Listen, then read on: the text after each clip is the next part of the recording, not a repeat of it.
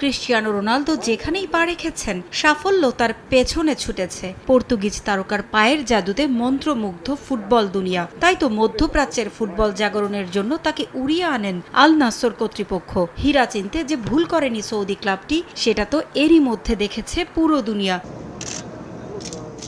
আন্তর্জাতিক ফুটবলের সর্বোচ্চ গোলদাতা, পর্তুগালের হয়ে 2016 সালের ইউরোজয়ী এবং ক্লাব ফুটবলে 5 বারের চ্যাম্পিয়ন্স লিগ সহ অসংখ্য শিরোপা জিতেছেন রোনালদো। 39 বছর বয়সেও ধারাবাহিকভাবে গোল করে চলেছেন তিনি। কদিন আগে ছুঁয়েছেন ক্যারিয়ারের 900 গোলের মাইলফলক।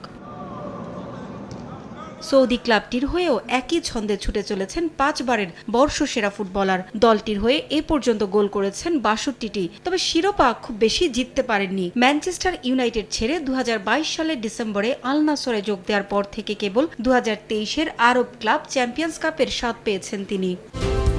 আরএফএল কিচেন সিঙ্ক, স্বাস্থ্যকর কিচেনের চিরস্থায়ী সমাধান। রোনালদোর পথ অনুসরণ করে একে একে সৌদি ফুটবলে পাড়ি জমিয়েছেন নেইমার, বেনজেমা, মানেদের মতো তারকারা। বিশ্ব ফুটবলে নতুন পরাশক্তি হিসেবে জানান দেওয়ার চেষ্টায় ব্যস্ত মরুর দেশটি। তবে প্রশংসার পাশাপাশি প্রায়ই নিন্দুকদের অনেক সমালোচনাও হজম করতে হয় আল নাসরকে। ক্লাবে রোনালদোর প্রভাব নিয়ে প্রায়শই নেতিবাচক খবরের শিরোনাম হয় আল নাসর। সবশেষ কোচ লুইস ক্যাস্ত্রোর বিদায়ের পর গুঞ্জন আরও জোরালো হয়েছে। তবে বিষয়টি নিয়ে মুখ খুললেন ক্লাবটির প্রধান নির্বাহী ফিয়েঙ্গে। রোনালদো ক্লাব নিয়ন্ত্রণ করেন না, তবে হ্যাঁ, দলের অনেক কিছুতে পর্তুগিজ মহাতারকা গুরুত্বপূর্ণ ভূমিকা পালন করে। সে সবসময় ক্লাবের ভালো খারাপ সব বিষয়ে আমাদের পরামর্শ দেয়। চলতি মৌসুমে শুরুটা একেবারেই ভালো হয়নি সৌদি প্রো লিগের ক্লাবটির। লিগে 3 ম্যাচে মাত্র একটিতে জয়ের পর লুইস ক্যাস্ত্রোকে ছাঁটাই করে দেয় ক্লাব কর্তৃপক্ষ। কোচ বিদায়ে রোনালদোর কোনো হাত নেই বলেও পরিষ্কার করেছেন ফিয়েঙ্গে।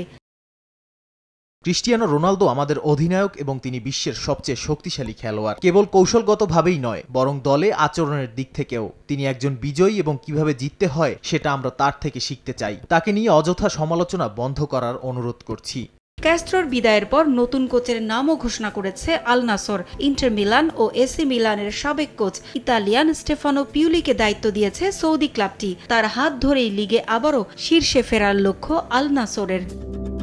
পারভিন আক্তার, সময় সংবাদ।